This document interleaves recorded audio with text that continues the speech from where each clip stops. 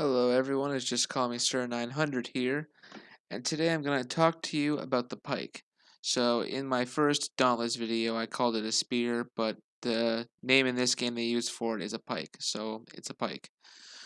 So there's a couple interesting moves you could use with this pike, and I'm going to tell you everything about it so when you use it you've already a master of it. So today we're fighting a fire behemoth, and I'm using an ice pike, my ice armor. My ice armor is actually better than my fire armor, so it actually did about more protection than the fire armor would against this fire behemoth.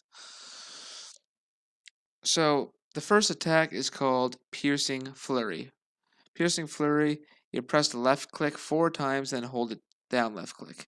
After you do that, you will do an array of attacks where you stab him like 1,000 times. Not really 1,000 times, like maybe like 20 sometimes, but you'll see the attack later on in the gameplay. You just tell when I stab really fast that you'll see it. I think I missed the first time I used it. Yeah, right there is where I just use Piercing Flurry, and that will do a lot of damage to him. Alright, then there's Aether Harvest. Aether Harvest, you just tap right click 3 times, and that's one of the combo moves for it. Very easy one. Then there's something called Pike Charge. So basically all you do is you sprint, then hold down left click, and your guy will charge into the enemy with his pike. Or her pike, depending on what gender you're playing in this game. It does cost stamina, so be careful when using this attack to make sure not to use up all your stamina, because then you won't be able to swing as effectively as you normally are able to. And there's Aesthetic Conversion. So Aesthetic Conversion, if you look at the top left of your screen, not where the health is or the stamina meter is, that blue meter that's filling up right below all of that.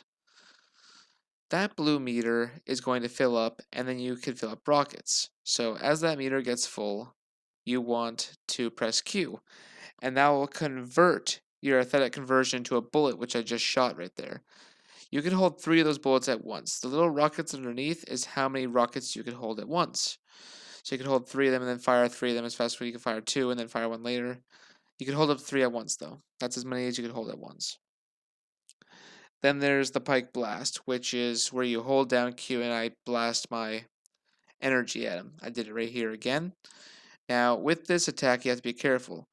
You see, when the circle gets very small, that's when you want to fire it. You want to hold down Q until it gets small. You want to release it at a perfect time so you have more accuracy. You hold it too long, it fires wherever it wants and you could miss, and your accuracy could be very bad. That, or you could fire it just too early, and what will happen is you'll miss as well because your accuracy won't be too high. So, dodging is a little different with this weapon. As you saw in my last video, if you haven't seen it yet, go check it out. It's awesome. It's a review about the game and what I think of it, and it's me using my chain blades. And my chain blades is a way of dodging. But as I use my chain blades, I dash away from the attack. This guy, when I go to attack, I roll. As you see with the pike, I just rolled right there a few seconds ago. You can roll with this weapon, you can't dash with it. So your rolling is a little bit slower for a dodge. It's not as effective as the dash, I find. But you can definitely roll away from the creature. That's how you dodge with this guy. So the attack speed of this weapon is very fast. This weapon's a very fast weapon to attack with. Very fast speed. It's very easy to use, and it does a lot of damage. So this is kind of like the chain blades where it does a lot of damage, but this thing also does a lot of damage to parts on the creature. You need to break off parts to make weapons and armor off of this behemoth. But the thing is, this only damages the parts. It weakens them, so they're easier to break off. You're not going to be breaking off the parts by yourself. You will break off some, but you won't break off as much as you would like to break off. What you want to do is you want to wait for your teammates. So after you do your attacks, your teammates will come in and hit them with the hammer or an axe or something that will break off their pieces easier, because you're just supposed to damage them so they can be hit off. So this weapon's very fast paced. It's really easy to use. It's one of the easiest weapons I found to use except for the aiming. The aiming does take a little bit of practice. And that's about it. I want to thank you guys for watching, and I'll see you in the next one. Also, a little disclaimer.